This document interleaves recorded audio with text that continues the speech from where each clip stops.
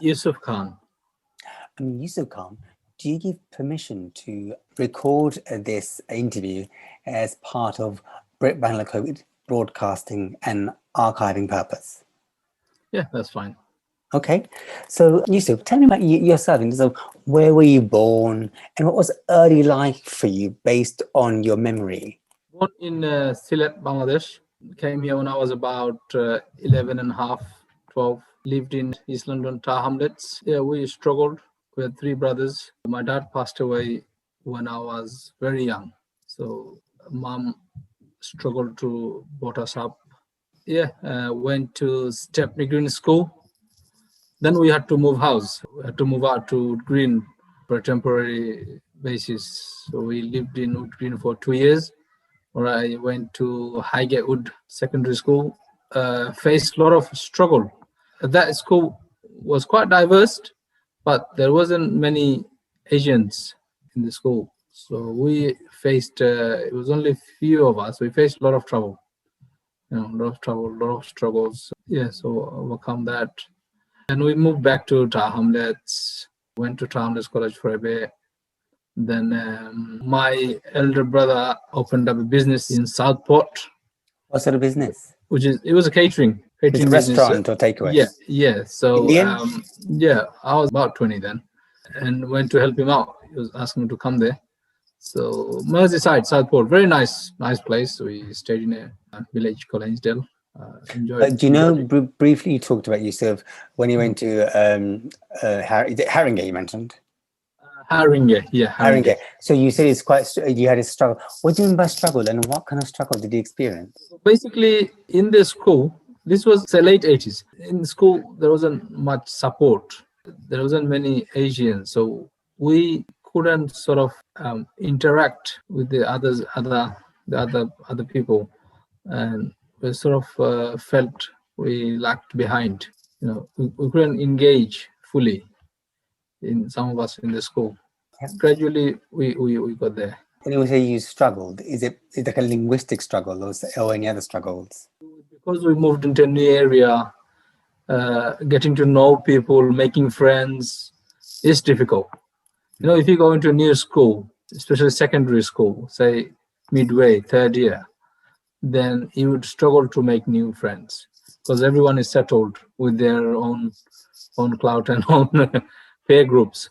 So you're the odd one out. So some of us were like that. So we sort of formed a group, a few of us. And then slowly, it took time, but slowly it was normalized. So moving forward a bit, I know you mentioned about your brother and catering. So how did that happen then? My brother, we have relatives in Cheshire.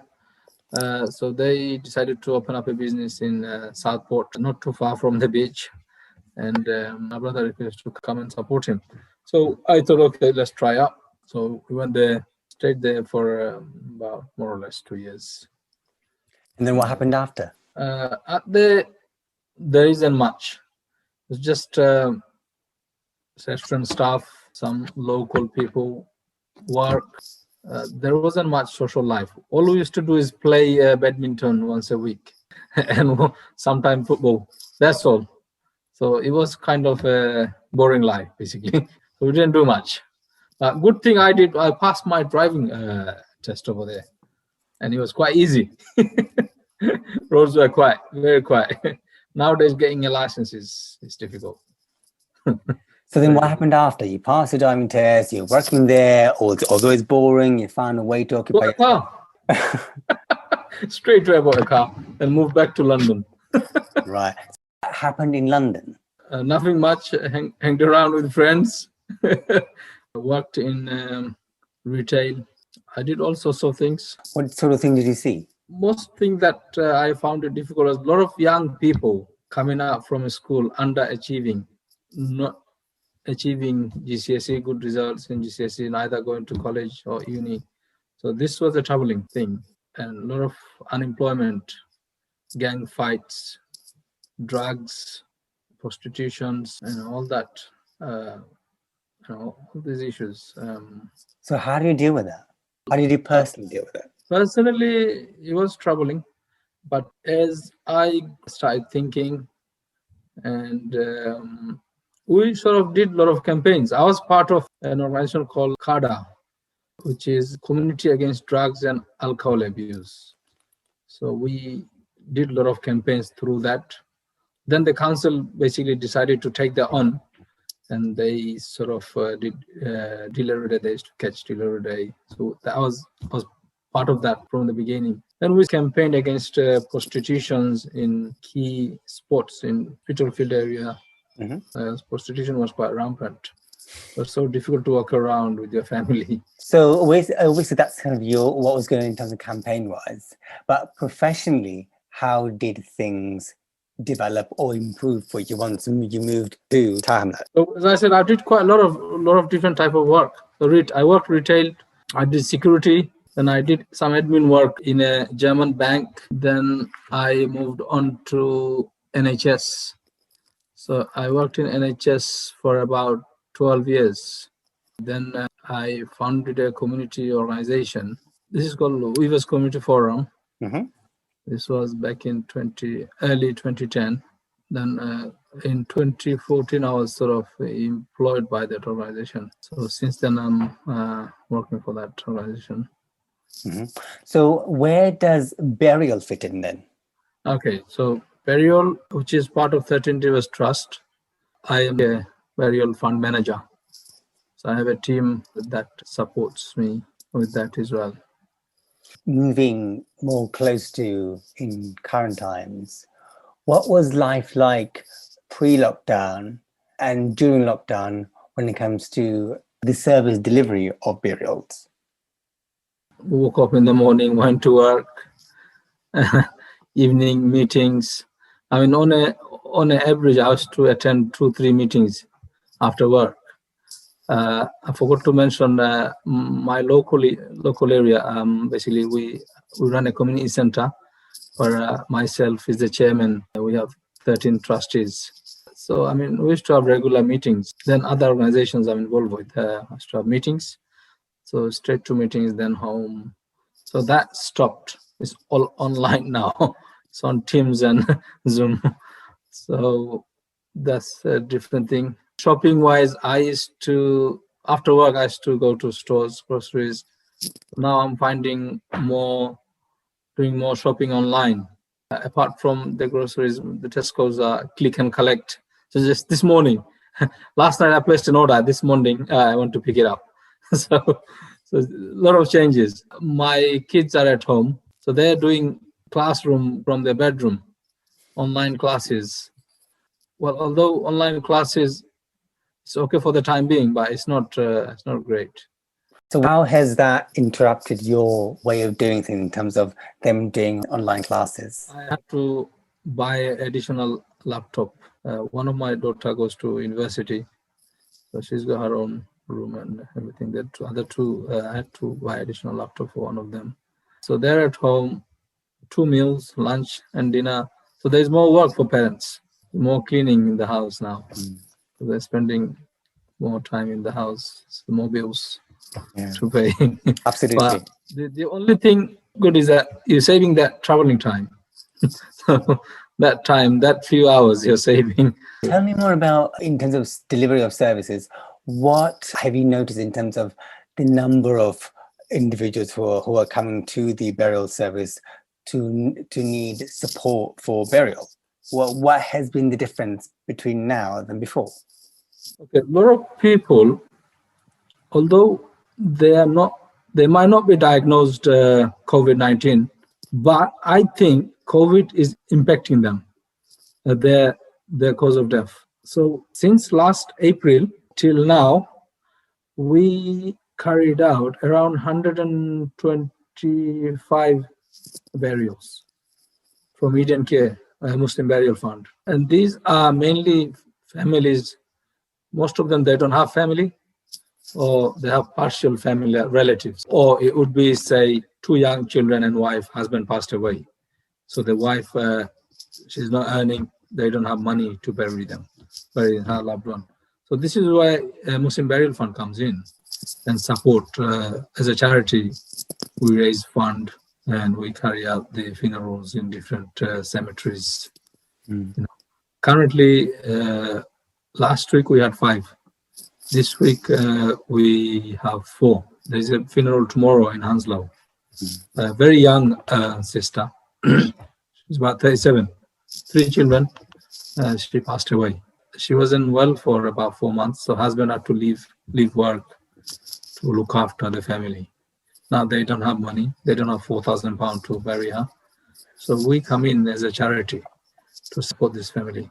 And we're in the front line as a Muslim Burial Fund. We're in the front line. We don't just signpost people. We just raise money.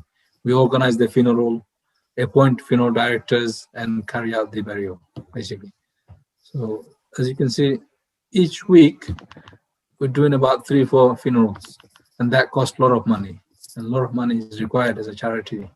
So we're trying to do as much as possible. Our staff and volunteers will be on Channel S, the Bangla channel, tonight to raise funds for this service. So hopefully people will come forward and donate. Mm-hmm. You know, it's a niche work. Yeah. Very niche. I do as part of Weavers Community Forum. We're currently closed.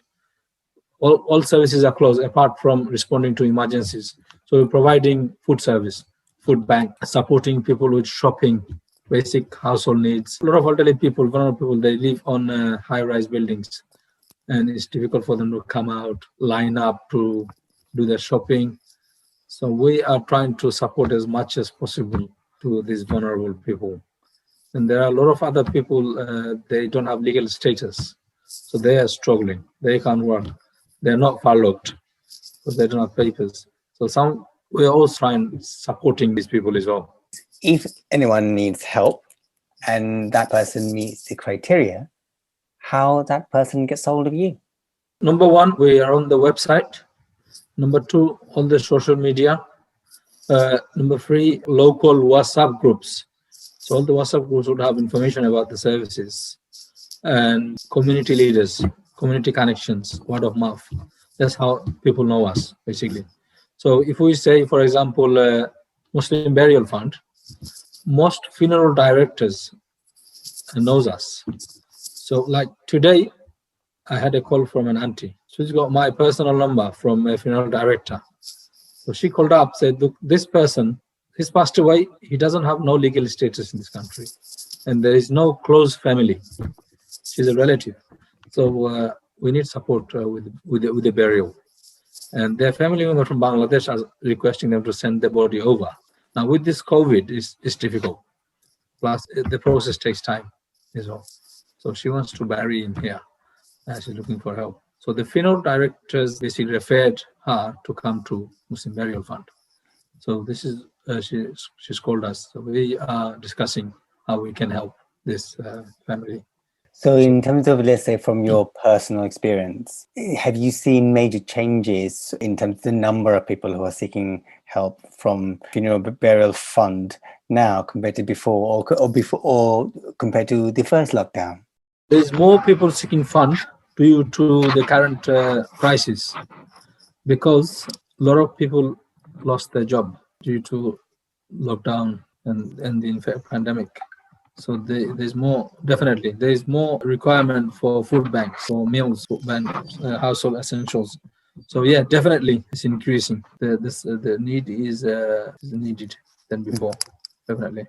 Let's say if someone asked you, from all the experience, what did you actually learn from this? What I've learned is helping people in need is a great reward.